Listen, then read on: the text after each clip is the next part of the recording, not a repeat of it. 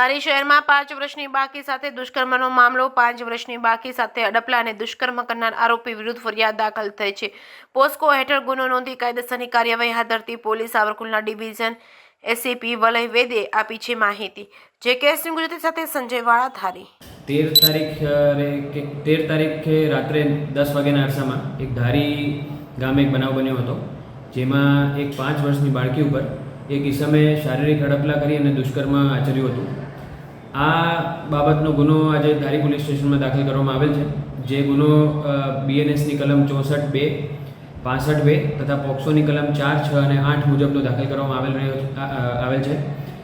આ કામનો આરોપી જે છે એ અમે હસ્તગત કરી લીધેલ છે અને એમની પૂછપરછ ચાલુ છે અને આગળની કાર્યવાહી પુરાવા એકત્ર કરવાની તથા અન્ય કાર્યવાહી અત્યારે ચાલુમાં છે.